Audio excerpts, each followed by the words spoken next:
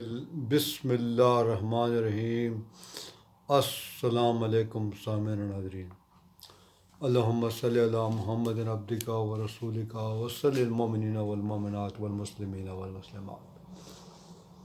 سامعین ناظرین، آج ہم اس نشست میں ہومیوپیتھک ایک نسخے کے بارے میں بات کریں گے جو کہ ٹائیفائڈ بخار کے لیے ہے۔ نسخے کے بارے میں بات کرنے سے پہلے میں آپ کو یہ بتا دوں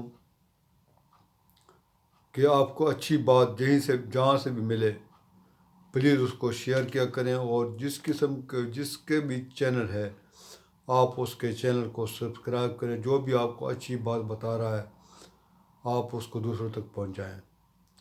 تو سامعین ناظرین، سب سے پہلے ٹائیفائڈ بخار کے بارے میں بات کرتے ہیں کہ ٹائیفائڈ بخار ہوتا کیا ہے۔ سامعین ناظرین، یہ ایک قسم کا میعادی بخار ہوتا ہے جس کی میعاد عموماً 21 دن ہوتی ہے، لیکن اگر ہومیوپیتھک نے اس کے میعاد میں نمایاں کمی کی ہے۔ اس بخار میں انتڑیوں پر زیادہ اثر ہوتا ہے اور سفید دانے خشخاش کی مانند جسم پر نمودار ہو جاتے ہیں، اور یہ دانے عموماً چھاتی،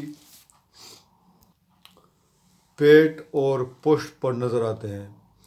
کمزوری سخت ہو جاتی ہے، دبانے سے شکم درد کرتا ہے اور انتڑیوں میں سوزش واقع ہو کر دکھنے لگتی ہے۔ اسہال عموماً متعفن اور بدبودار ہوا کرتے ہیں۔ یہ بخار متعدی ہوا کرتا ہے۔ سامعین ناظرین، اس مرض کے اسباب کیا ہوتے ہیں؟ اس بخار کا زہر گندے پانی کی سٹران میں پیدا نہیں ہوتا، بلکہ یہ سٹران اس زہر کے پھیلنے اور ترقی دینے میں مددگار و معاون ہوا کرتی ہے۔ اس بخار کا زہر مریض کے بول و براز میں بکثرت پایا جاتا ہے، پینے کے پانی میں کسی وجہ سے پہنچ جاتے ہیں، اور تندرست خشخاش جب وہ پانی پیتے ہیں تو ان کے اندر یہ زہر داخل ہو کر اس بخار کے پیدا کرنے کا موجب ہوا کرتا ہے، یا یہ زہر مکھیاں، مچھر وغیرہ بھی پھیلاتے ہیں۔ بیمار کے بول و براز پر بیٹھ کر اس بیماری کے اعضاء اپنے ساتھ لے جاتے ہیں، اور پر اشیائے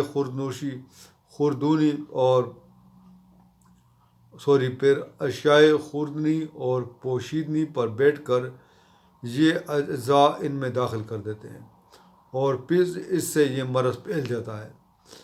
موسم خزاں میں یہ مرض زیادہ ہوا کرتا ہے، بچوں اور جوان کو یہ زیادہ ہوتا ہے۔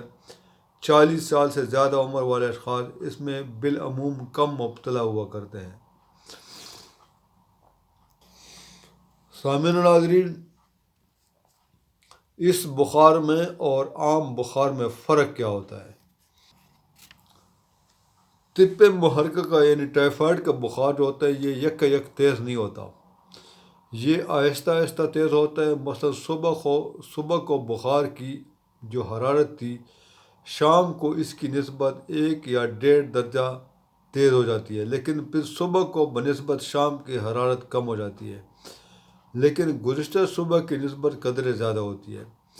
اس طرح سے دوسری شام کو گزشتہ شام کی نسبت بخار تیز ہو جاتا ہے، اور اسی ترتیب سے یہ بخار بتدریج بڑھتا جاتا ہے، حتیٰ کہ چوتھے یا 5ویں دن 102 یا 104 تک پہنچ جاتا ہے۔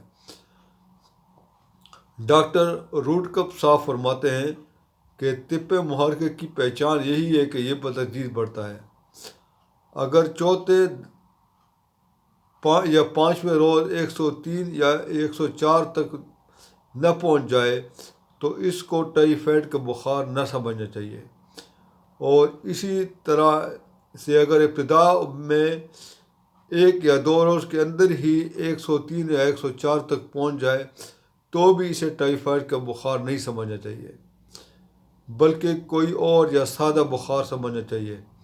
بخار کا بڑھنا اور گھٹنا طب محرکہ کی یعنی ٹائیفائڈ کی صحیح تشخیص میں بڑا پرمعنی ہوا کرتا ہے۔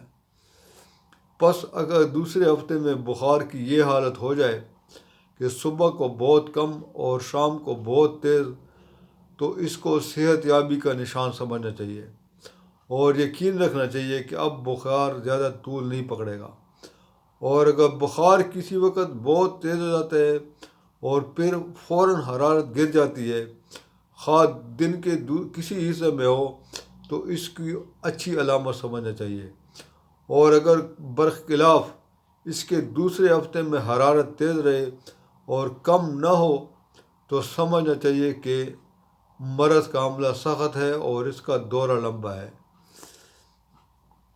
ٹائیفائڈ کا بخار جس طرح بتدریج بڑھتا ہے، عام طور پر اسی طرح سے بتدریج گھٹتا بھی ہے۔ دوسرے ہفتے کے بعد جب یہ گھٹنا شروع ہو جاتا ہے تو جس طرح سیڑھی بسیڑھی اول ہفتہ میں بتدریج تیز ہوتا گیا تھا، اسی طرح گھٹتا جائے گا حتیٰ کہ بالکل اتر جاتا ہے۔ بخار کا یکایک گم ہو جانا اسہالوں کی بدولت یا جریان خون کے سبب سے ہوا کرتا ہے۔ جب اسہال بہت آئیں یا جریان خون بہت ہو تو حرارت جسم کم ہو جاتی ہے۔ تو سامعین و ناظرین، تو اس کے لیے آپ سامعین و ناظرین نسخہ نوٹ فرما لیں۔ نسخہ جو میں آپ کے لیے لایا ہوں ٹائیفائڈ بخار کے لیے، یہ بہت ہی آزمایا ہوا اور بہت ہی کلینکل پریکٹس کا آزمودہ اور مجرب نسخہ ہے۔